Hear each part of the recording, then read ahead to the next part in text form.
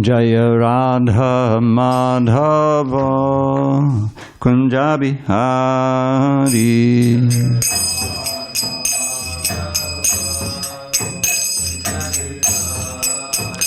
Jaya Radha Madhava Kunja Bihari.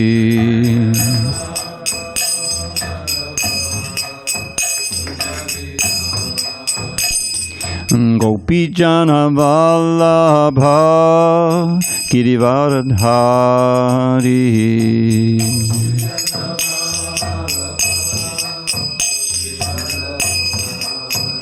Jaya Gopi Jana Vallabha Girivaradhari.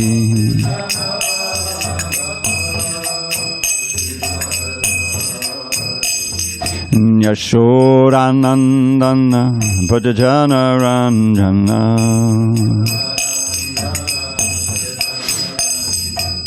Yashodanandana Bhajana Ranjana.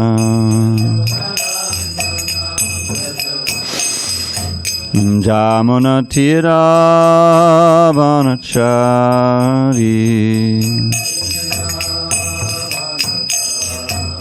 Jamuna Tira Vanachari.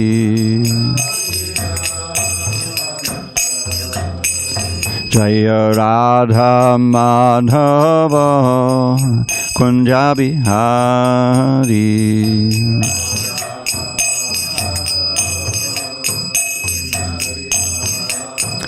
Jaya Radha Madhava Kunja Bihari.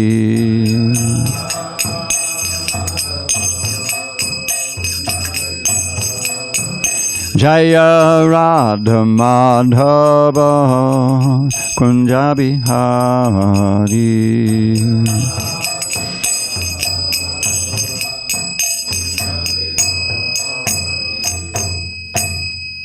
Jaya Mr. Pad Paramahansa Pravajikacharya Ashtotar Sri Srimad His Divine Grace Srila A.C. Bhaktivedanta Swami Prabhupada Ki Jai. ISKCON BBT Founder Acharya Srila Prabhupada Ki Jai. Jayo Vishnupad Paramahansa Pravajikacharya Ashtotar Sri Srimad His Divine Grace Srila Bhakti Siddhanta Saraswati Thakur Ki Jai. Ananta Koti Vaishnavinda Ki Jai. Namacharya Srila Haridas Thakur Ki Jai. Grantaraj Srimad Bhagavatam Ki Jai. Samaveda Bhakta Vrinda Ki Jai. All glories to the sum of devotees. All glories to the sum of devotees. All glories to the sum of devotees. Grantaraj Srimad Bhagavatam Ki Jai. Okay, just give me a second here.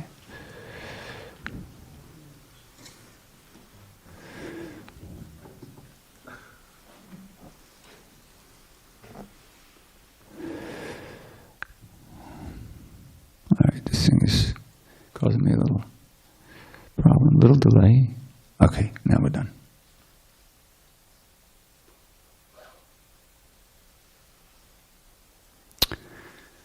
So, on this 10th day of March 2023 in San Diego, we're reading from Srimad Bhagavatam, translation and commentary by His Divine Grace A.C. Bhaktivedanta Swami Prabhupada. And we are studying the 6th Canto, Prescribed Duties for Mankind. Chapter 7, Indra offends his spiritual master, Brahaspati. Text number 14. All right, one little further adjustment. Okay. Tesham Kupata Deshtrinam Tesham Kupata Deshtrinam Patatam Tamasi Yadaha Patatang Tamasi Yadaha Ye Shadadyur Vachas Tevai Ye Shadadyur Vachas Tevai Majjanti Asma Plava Iva Madjantyasma Plava Iva Teshang kupatatestrinam patatang tamasi yadaha yesha dadhyubachastevai Majjant asma plava iva Teshang kupatatestrinam patatang tamasi yadaha Yesha dadhyubachastevai Majjantyasma plava iva Teshang kupatatestrinam patatang tamasi yadaha Yesha dadhyubachastevai Majjant asma plava iva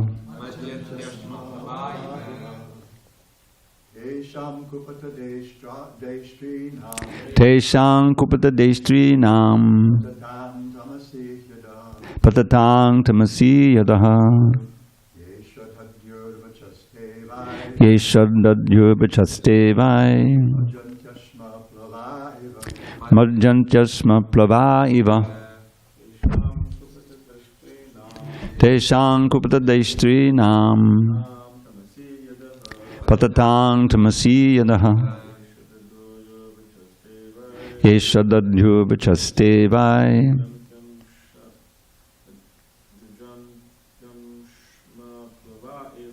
Majjantyasma plava iva Teshang kupatatestrinam patatang tamasi yadaha Yesha dadhyubachastevai Majjantyasma plava iva. Anyone else? Tesham kupatatestrinam patatang tamasi yadaha Yesha dadhyubachastevai Majjantyasma plava iva. Anyone on Zoom? Okay. Tesham, of them, the misleaders, Kupatatestrinam, who show the path of danger,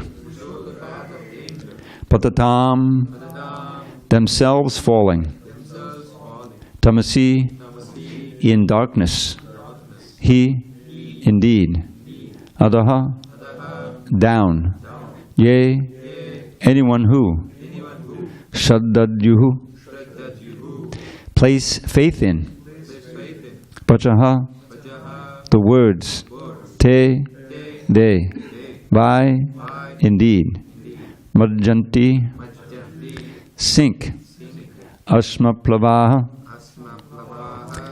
boats made of stone, Iva, like. Translation. Leaders who have fallen into ignorance and who mislead people by directing them to the path of destruction, as described in the previous verse, are in effect boarding a stone boat, and so too are those who blindly follow them. A stone boat would be unable to float and would sink in the water with its passengers. Similarly, those who mislead people go to hell, and their followers go with them. Purport. As stated in the Vedic literature, Srimad Bhagavatam 11:20-17, Nirdehamadyam sulabham sudurlabham plavam sukalpam gudukarna dharam. We, the conditioned souls, have fallen into the ocean of nescience, but the human body fortunately provides us a good opportunity to cross the ocean because the human body is like a very good boat. When directed by a spiritual master acting as the captain, the boat can very easily cross the ocean. Furthermore, the boat is helped across by favorable winds, which are the instructions of Vedic knowledge.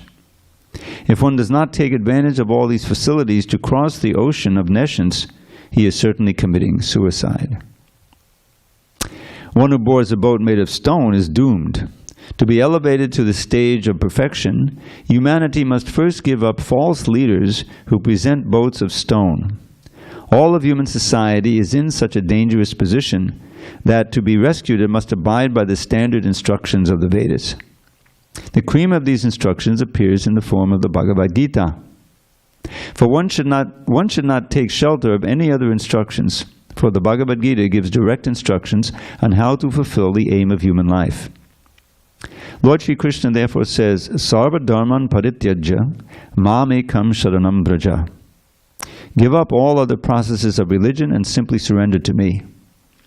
Even if one does not accept Lord Krishna as the Supreme Personality of Godhead, his instructions are so exalted and beneficial for humanity that if one follows his instructions, one will be saved.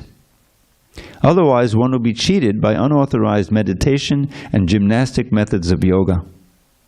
Thus, one will board a boat of stone, which will sink and drown all its passengers. Unfortunately, although the American people are extremely eager to get out of materialistic chaos, they are sometimes found to patronize the makers of stone boats. That will not help them. They must take the proper boat offered by Krishna in the form of the Krishna consciousness movement. Then they will be easily saved. In this regard, Srila Vishwanath Chakravarti Thakur comments, Ashmayak plavo yesham te yata marjantam plavam anumarjanti tateti raja neet upadestrishu sabhyeshu kopo vyanjitaha.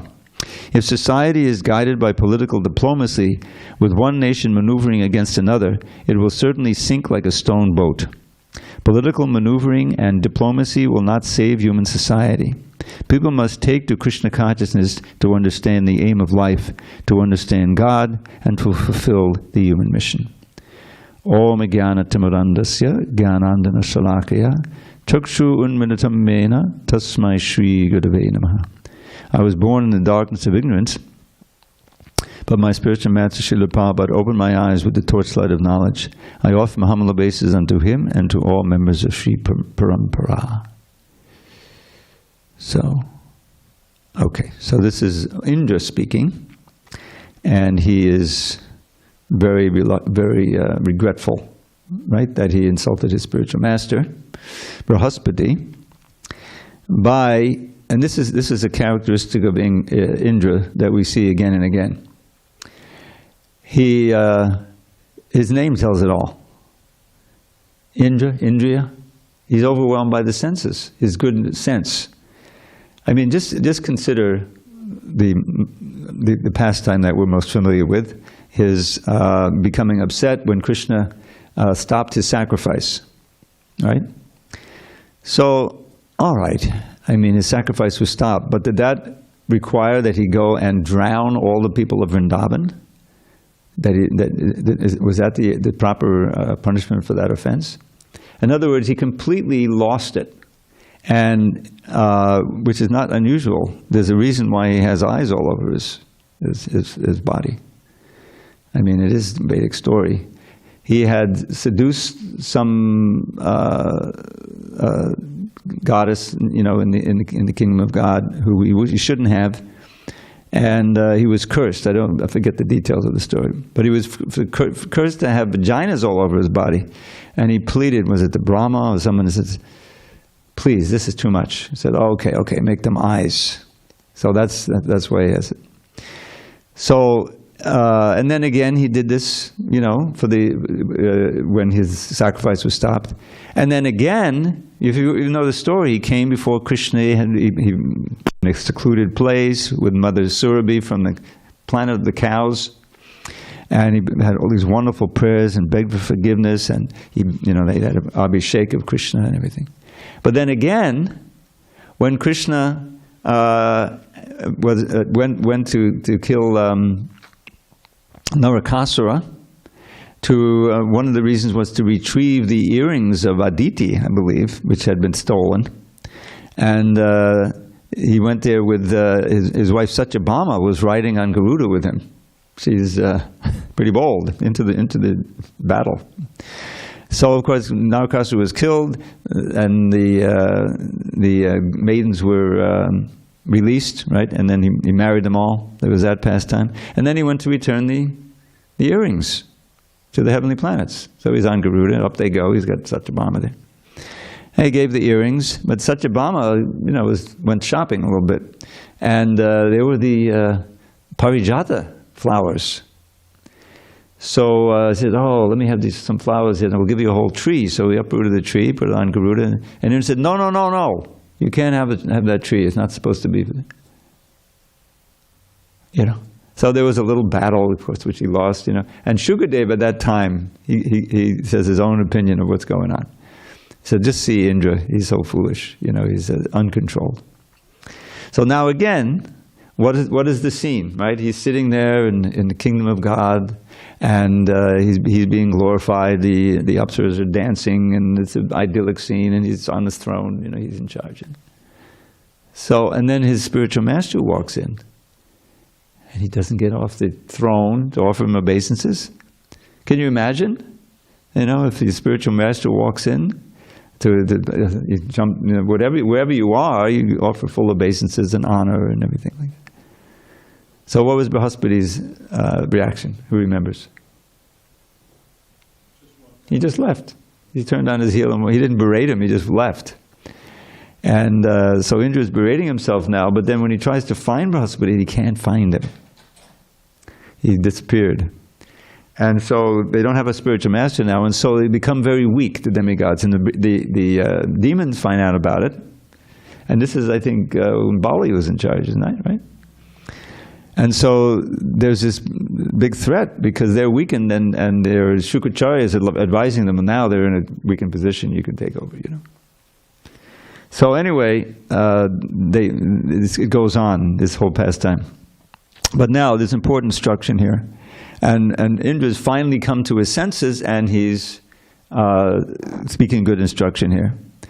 The last verse said, if a person says, one who is situated on the exalted throne of a king should not stand up to show respect to another king or a Brahmin, it is to be understood that he doesn't know the superior religious principles.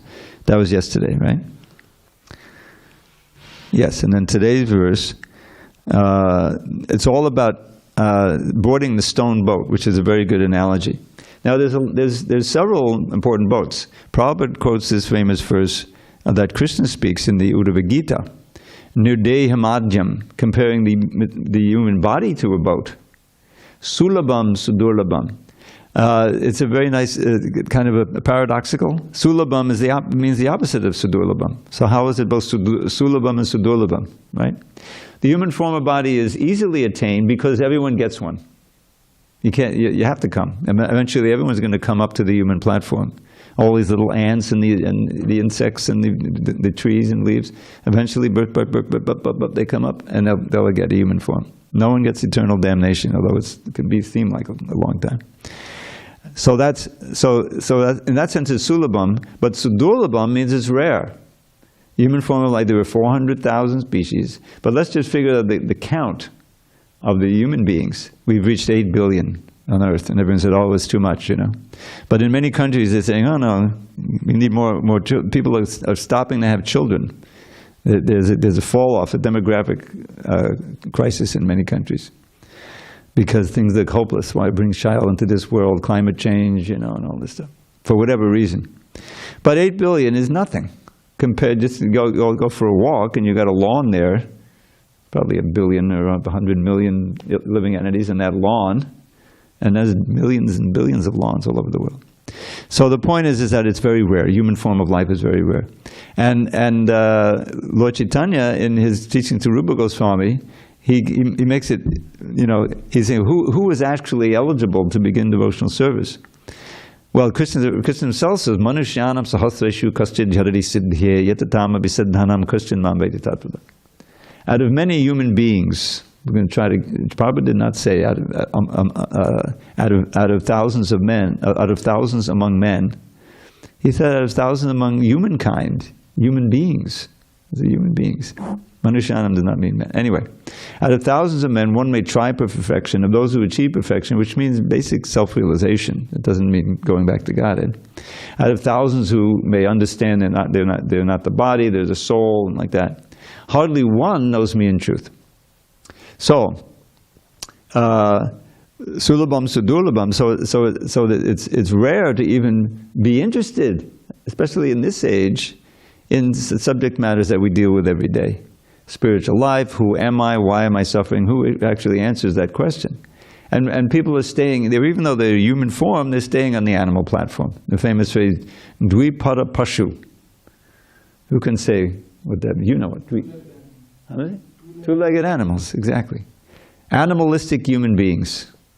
So what is the distinction? What makes the distinction between an animal and a human being? You know, there's a verse. Ahara nidra bhayamaitanamcha. Samanyametat pashabiya naranam. Dharmo hitesham adhiko vishesho dharme nahina pashabi samana. Dharma makes the difference. Only real human beings will practice dharma.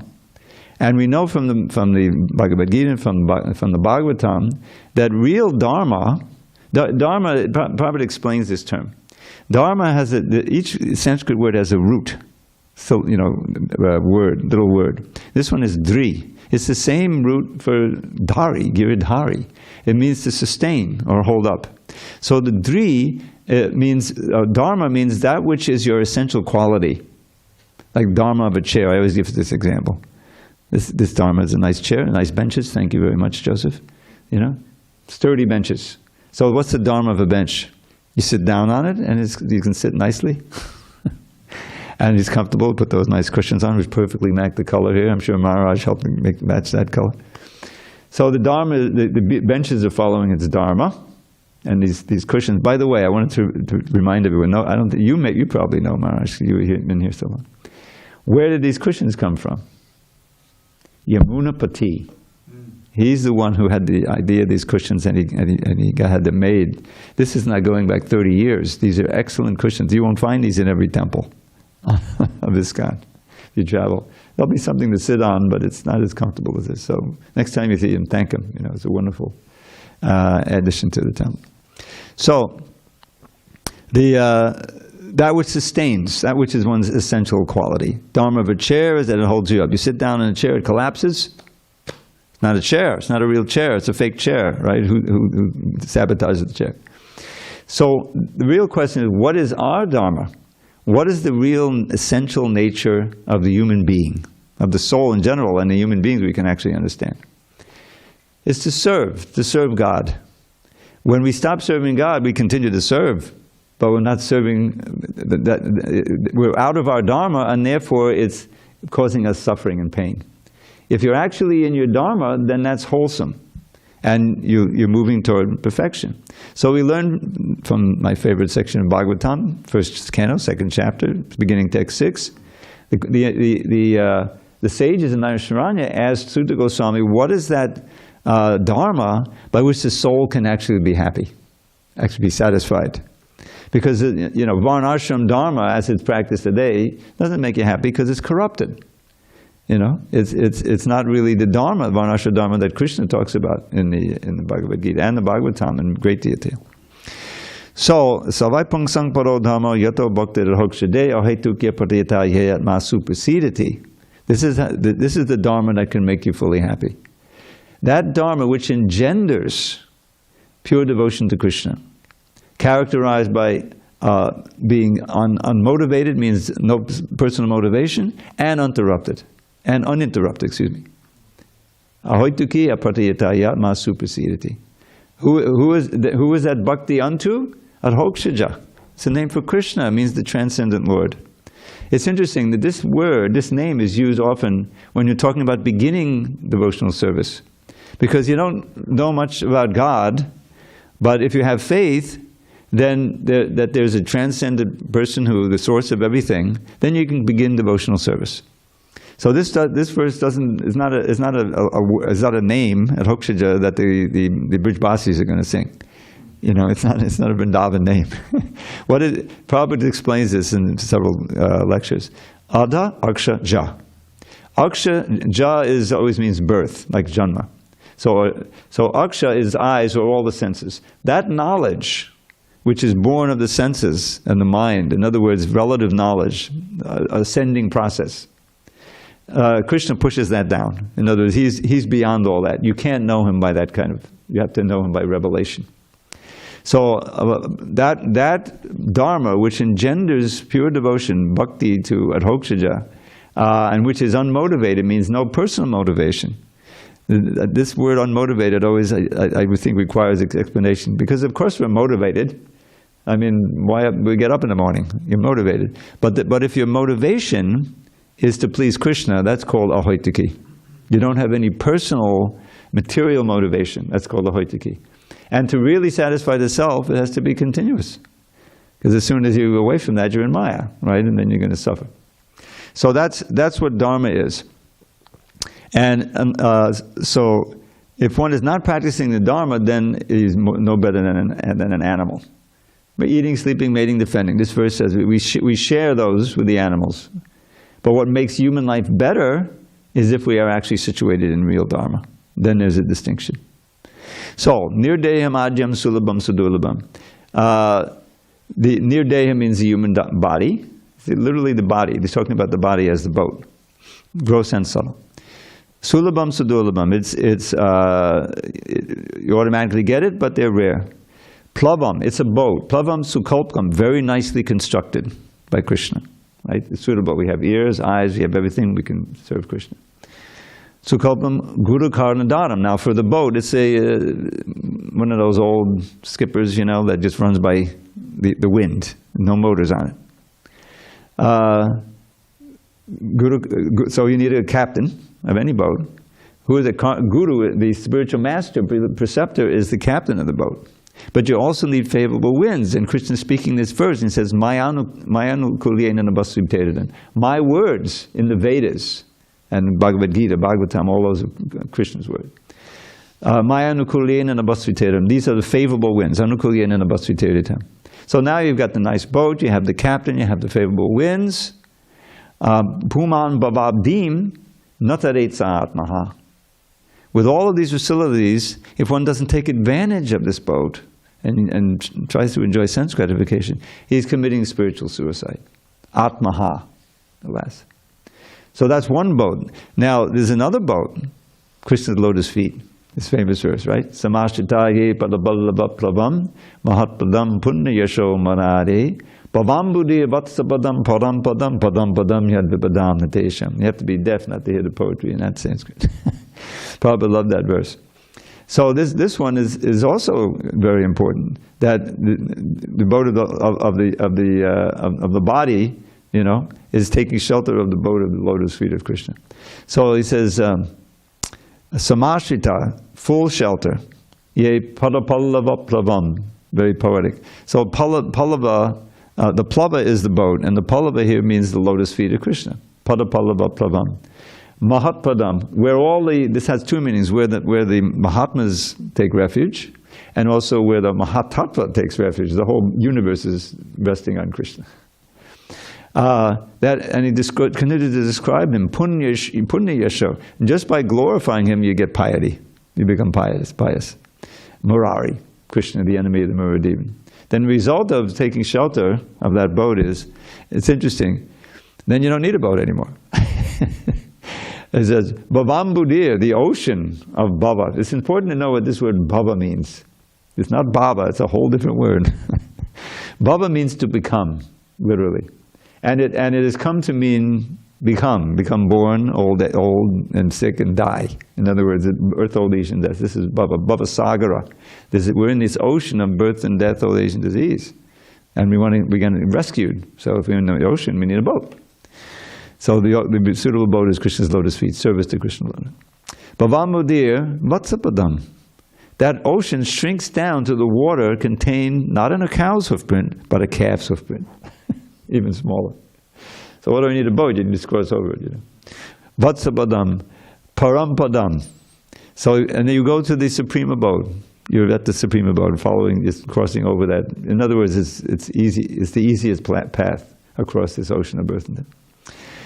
Parampadam, not for them. Natesham is this place which is padam padam yad vibadham, where there's danger at every step. Danger at every step. And understanding there's dangers at every step is an important first step in God realization. Right? After all, as what is that? Remember that your final breath may come at any time, no matter if you're old and sick or in your youthful prime. So young and old alike should chant the name incessantly, The holy name of Shri Hari is surely all that be. This is one of the verses in the Kevalashtika. So this, I mean, it's there. Janma Mrityu Jara Dukkha Dokshana Darshanam. It is said that real aspirants for devotional service, for perfection, should think they might die at any moment, which we might really might die, right? I mean, we're sitting on an earthquake here. We see what happened in Turkey and Syria lately. These earthquakes can be devastating. So therefore, that gives us urgency. A sense of urgency. I have to be serious. I have to practice, very, very carefully and concentrate and put my full energy and determination into Krishna consciousness, which means that we have to be fully faithful and confident of success. But we have to be serious. So here it's a padam padame vibhadam natesham. There's danger at every step. Who can deny it? I read this tragic story. There was an appeal in Dandavats.com. It's festival time, there's so many devotees there. So how do you get around? Well, they get around in these little scooters, right? India, these little scooters. Did you read it? This mother was riding with her 8-year-old daughter, which she'd probably done 10,000 times before. And so something happened with the engine, the whole thing burst into flames. And the girl is in the hospital, with burns, and the mothers can't take care of her. Huh? 80% of her body. Oh yeah, it's tragic. So they're asking for donations. You don't expect something like that. You travel on the road here. Our Dayanidhi Prabhu was riding his bike, got hit from behind. Luckily he had his helmet on. His head bashed against this. He was in the hospital. You remember that? Who knows? So therefore, what's the chant Hare Krishna constantly, So that's padam padami vibhadam. So there's danger at every step. So then when you go back to God and get across the ocean, there's no fear, there's no anxiety in Vaikuntha. There's no danger. Krishna is completely in charge of everything, and you're protected there. There's no material body or anything. So that's an aspiration. Now, of course, as time goes on in your devotional career, if you become more advanced, you forget less and less about liberation, right? That's why I said Lord Chaitanya's teaching us how to pray. Remember, janmani janmani shire bhavata bhaktara hoitakiri. I don't want wealth and women followers, the fruits of mundane piety, liberation from this world, of limitless anxiety. For me, O Lord, these common goals have not the slightest worth. Let me serve you purely now and in each future birth. So when you get more, you're tasting the nectar of Krishna consciousness at every moment. You get like Bhaktivinoda Thakur. I don't mind, to die and be born, but let me be born in the house of a devotee so I can always hear, I'll be an insect on the wall or something, So that's a more mature stage. But at first, it's a great impetus, right? To begin the path. And there's so much in the Bhagavad Gita. You come to me, no longer do you have to come down, right? Mamu petya punajanma dukkhalayam shashvatam naptavanti mahatmana sangsiddhim padamangata. He's saying, those who come to me no longer have to come back to this material world, which is full of miseries. You're safe. So that's this, the problem is that the mind, the senses are so difficult to control. And if you have this nature like Indra, where he tends to fly off the handle and completely lose it, so now he's lamenting. He's lamenting that he's offended his guru. He can't find him. You'll find that. And it caused a tremendous reaction. They had to go to They go to the Dichi and they prayed to Krishna, to please save us, the demigods. So they said, okay, go to the Dichi, this great sage, and beg for his body and create a special vajra, a thunderbolt out of his bones. Oh boy, that's pretty. And so they did, and he did. He gave his body up. He was so advanced, he didn't mind. But it caused so much trouble.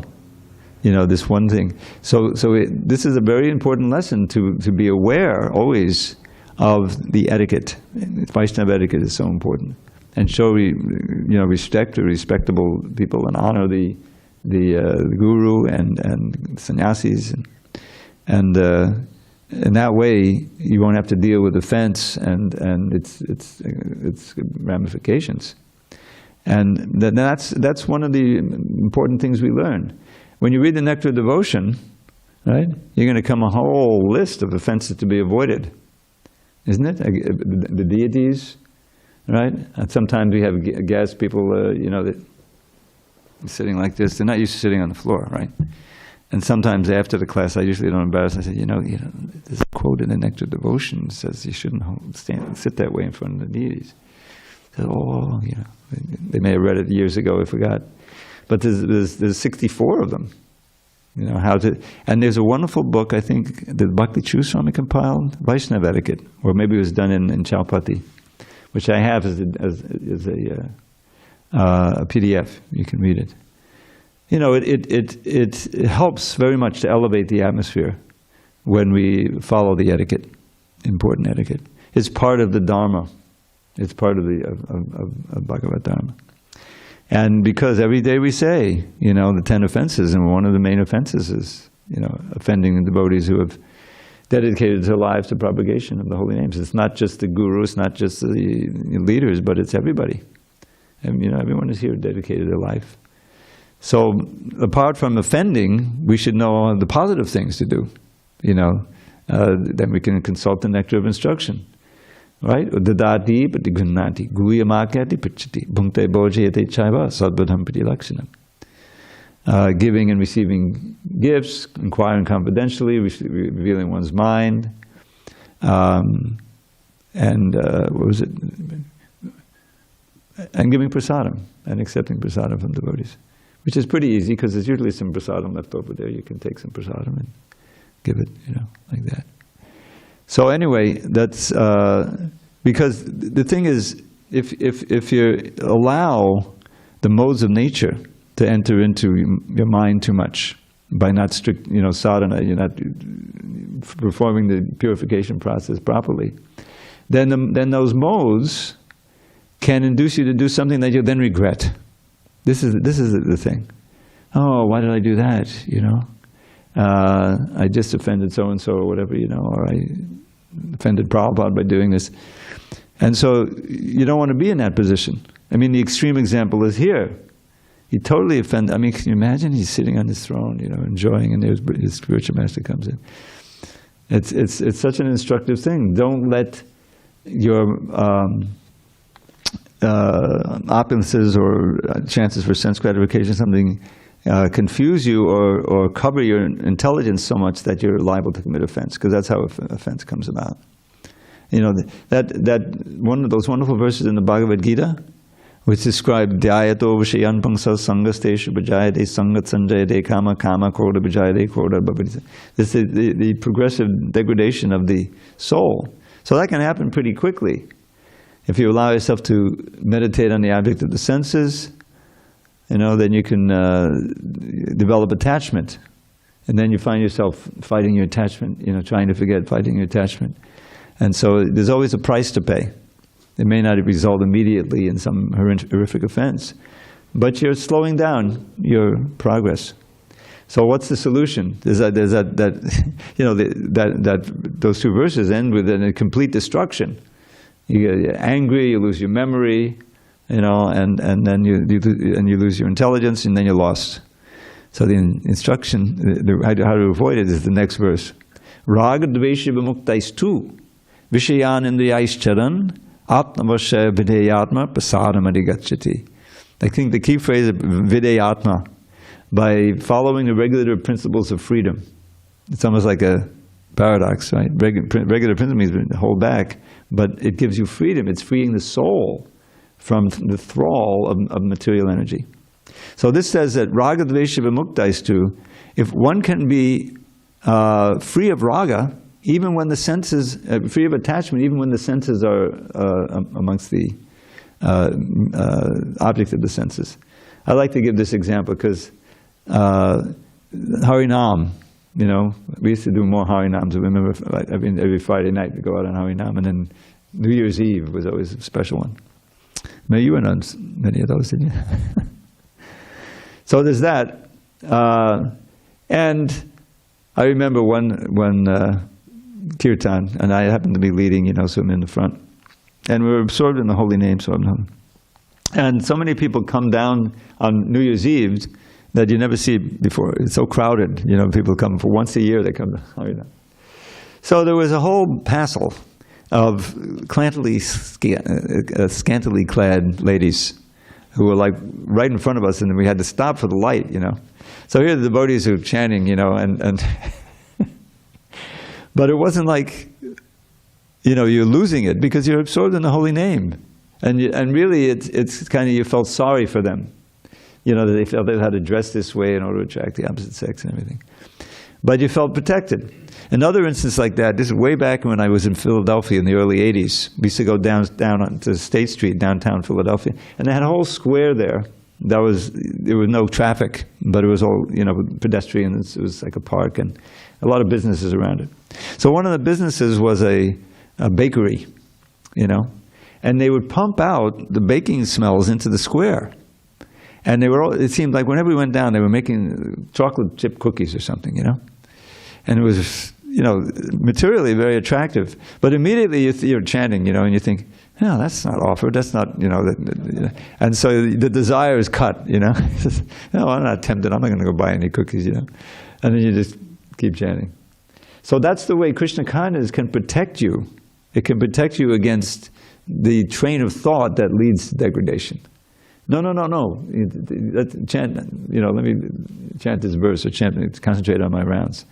And that's really the one of the first installments of the benefit of Krishna consciousness. Is that immediately, if you're chanting with sincerity, you're trying to, then you're becoming attracted to Krishna. Right? The very name Krishna means all attractive. Like it says, Vasudeve Bhagavati Bhakti Yoga Prayojitaha Janayat Yashu Vairagyam Jnanam Cha Yadahoitikam. This is the second verse in that series after Savai Pungsam Parodharma. Because it's so important to cultivate Vairagya and Vidya. They go together. Vairagya means detachment from the objects of the senses. And Vidya here means spiritual knowledge. So, this verse says, by serving Vasudeva nicely, with ahoitiki, with unmotivated and constantly serious, bhakti yoga, janayati, again this word generate ashu, quickly, vairagyam jnanam cha yadahoitikam, without any other effort. Ahoita means automatically, in this context. Quickly generates detachment and knowledge. So knowledge is coming all around us. You're getting knowledge from inside the Supersoul, right inside your heart, but mostly you're getting knowledge from the manifestation of the Supersoul outside. This is Lord Chaitanya, he says, the Shastra and the Gurus and the Sadhus and everything. So you're hearing and the knowledge is coming, and that itself helps you to be detached. You understand the implications of getting sinful life, In material, in the fog, before I even heard of Krishna consciousness, it was just, the whole world is just a place where you can find different kinds of enjoyment, But that's forest of enjoyment. It's a dangerous place. It's very dangerous, and it covers you over. Maya covers you over, and you're ruined. Your spiritual life is ruined. So by sincerely practicing Krishna consciousness, service of Vasudeva, then you quickly develop this detachment, which is so valuable. Because don't forget, what's keeping us bound here are these ropes, these knots in the heart. So many unfulfilled desires, right? And then there's also the negative side. So many grudges you have to get persons, I'll get them eventually, whatever. But those are another kind of knot. So all of that, they loosen. And ultimately they're cut. Again and again you read in Bhagavatam. What is that? Prabhupada loved this verse. Yat para pankaja palasha vilasa bhaktya karmashayam gatitam udgatayanti santa tadvanna rikta matayo yatayo piruddhasrodo ganastamadanam bhajavasadevam. Very important verse. This is spoken by the Kumaras to Maharaj Pitu when they come and visit him, and he honors them very much and he gets instruction. This is right near the end. So what does that mean? Is exactly pertinent to this. Pada pankaja palasha vilasa. So the lotus feet, the Palasha means the leaves of the lotus of the feet, means the toes. Pada Pankaj Balasa Vilasa Bhakti. So those who are enjoying Bhakti Vilas, meaning the pleasure of Bhakti by serving Krishna's lotus feet, Karmashayam, the aspiration, the hopes, the desire for material sense gratification, Gratitam Udgratiyanti Santa, those knots, Gratim, are untied or cut for the Santas, the saints, the devotees. On the other hand, Tadvanna Riktamatayo. Riktamatayo means the mind, those whose minds are devoid of Bhakti. Here it's referring mostly to the impersonalists, the Gyanis, the yogis, the Ashtanga yogis, who hope to be elevated, and even the impersonalists may become elevated for some time to the Brahmajyoti, but they fall down again because the waves of desire ultimately overcome them. They say, Tadvana Riktamadayo Yatiyo, those striving so hard to stay in their spiritual position, with the Srotoganastamadanam Bhajaba, they're overwhelmed and they get swept away in the river of material desire. Therefore, Bhajavasudevam, worship Krishna, Vasudeva. So this is the lesson we're learning here. Indra is a good object lesson. How not to let your senses get out of control. Not to let yourself get intoxicated with worship and material atmosphere. Always keep yourself in a humble position, chanting and appealing to Krishna to keep you fixed at His lotus feet in service, and He'll protect you. Protect you mostly against the dangers of your own mind. That's the first thing. Is that when the mind becomes saturated, what is that? Then one more verse. You've heard this before. Pabantihe Bhagavata Atmanaksatam Katamatam Shavanaputesha Sambitam Punanti Te Vishayavadushatashayam Vajanti Tachadanasaroruhantikam. Another very wonderful poetic verse. End of the second chapter of the second canto, I believe. So it says, those who drink this nectar, Katamrita of Krishna Katamrita. Pabantihe Bhagavata Atmanaksatam. Those who regard the Bhagavan, the Supreme Lord, as the very life and soul, Bhagavata Atmasatam, the devotees. And they're drinking katamritam. How? Shavanaputeshu, through the holes of the ears. That's how you drink, right? We've learned this third verse of the Bhagavatam, and says this is what you should do. Then what happens? Pabantiye Bhagavata Katamritam Shavanaputeshu Punanti Te Vishayavadushatashayam. What a wonderful phrase. It says, they purify the polluted aim of life known as sense gratification. Punanti means to purify. Pabantiye Vishayavadushatashayam. Vishayavadushatashayam. Vishaya is sense gratification. And I'll never tire of pointing out and reminding you how the word Visha means poison. And Vishaya means sense gratification. It's not an accident. They sound almost the same. Which is Vidushita, which is contaminated by a contaminated goal of life. And then what's the result? Vajanti. So you got Pibanti, Punanti, and Vajanti in the beginning. Vajanti tat chadana suroruhantikam. They return or they go to the spiritual world and they take up their place near the lotus feet of Krishna. In other words, they get refuge in Krishna's lotus feet. So that dedication to intense hearing and chanting with concentration. I was just remembering yesterday and trying to practice again. Before I joined the Hare Krishna movement, I was already chanting some, I was mixing it with yoga. So I invented a process of yoga involving Hare Krishna. You can all add meditation. I was sitting in lotus posture, actually, which I could do for about 15 minutes. And, the breath. So on the in-breath, I'm, thinking, remembering Hare Krishna mantra. The Hare Krishna, the first half. And on the out-breath, Hare Rama, Rama. That was my form of meditation. But I felt some potency there, because I was really, really concentrating on the sound, the syllables and everything. And we're supposed to do that. Really hear every syllable of the Hare Krishna mantra. Sometimes you forget. You're hearing, but you're not really making an effort to focus. But that changes everything. that absorption is so important, and the potency, the potency in the holy name, and it's drawing you away. It's drawing the mind completely away from all these memories of sense gratification or thoughts. You're fully satisfied. So, and that's just a taste, of course, but that is what we're meant to do. And this whole pastime is so instructive. There's many things. I think this ties in with Chitraketu and Vitrasara. It goes on like that. I remember when I first read this, and I came to the end where Vitrasara goes back to God. This would make a great movie, isn't it?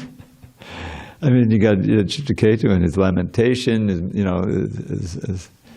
As one child, his son is killed, And then, of course, reminds you of Lord Chaitanya's pastime, right? He brings, now when he comes, brings the child back to life. He says, I've had many fathers before and everything, And the same thing happened with Srivasa's son. He died in the kirtan, and Lord Chaitanya brought him back to life.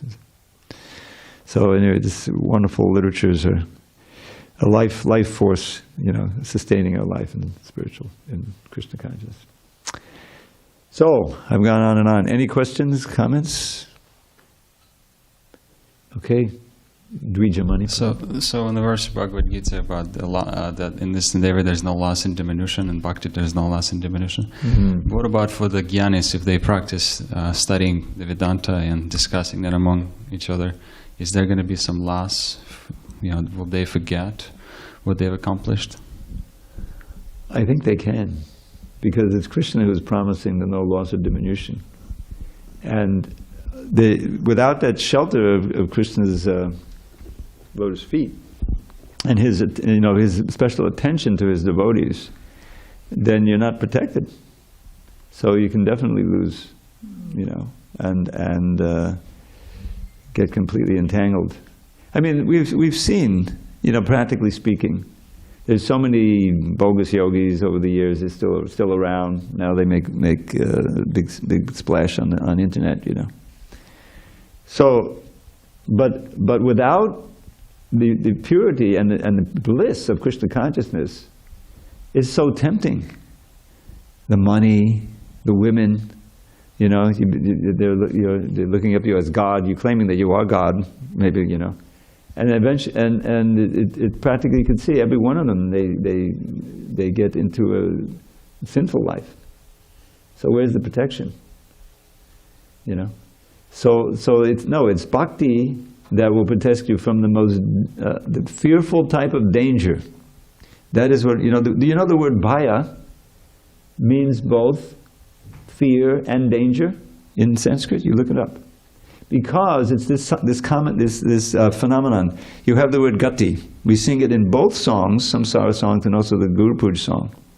And in both songs, it means both things. It means the goal and the means of the goal. But the way, isn't it? So the means to get the goal. Huh? Yes, exactly. So similarly, danger produces fear. And so the word bhaya can mean danger, and it can also mean fear. So when Prabhupada said fearful type of danger, whenever he would explain that verse, and he quoted it quite often, he would always say, even a little practice can protect you from the most greatest danger. You see? And my feeling is that it should say that in the second chapter verse. Even though he said fearful type of danger, it was because of this phenomenon that they both mean the same thing. The same word in Sanskrit, the same word bhaya. So anyway, we'll see if that occurs, because it's so well known, fearful type of danger. But is fear really dangerous? No, danger is fearful. Danger is where you get the fear. So bhaya in that context means that in a little path. But a little advancement in Mayavad is not going to protect you from any danger. In fact, you've already fallen prey to the greatest danger. Lord Chaitanya says, if you hear Mayavad, you're finished. So where's the protection?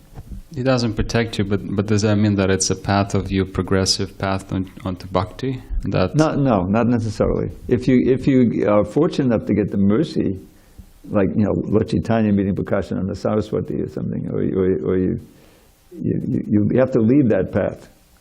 But in Mayavad doesn't necessarily lead you to bhakti, no.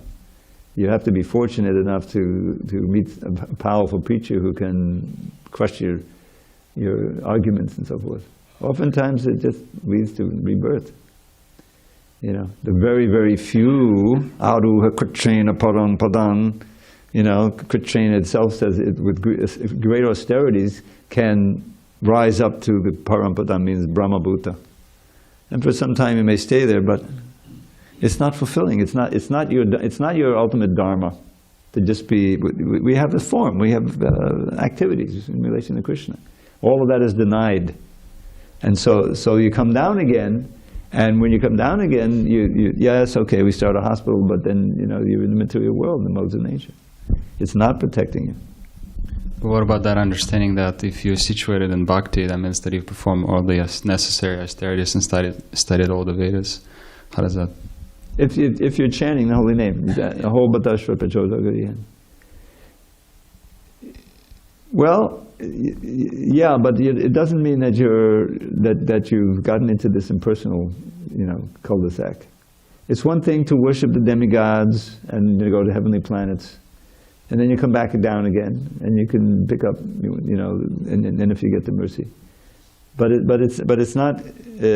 It means that verse means you're already through with all that.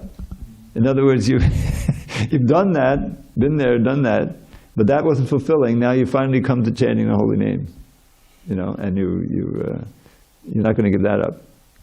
Yeah. That's the way I understand. Okay. All glory to Srila Prabhupada. Hari Hari Bol.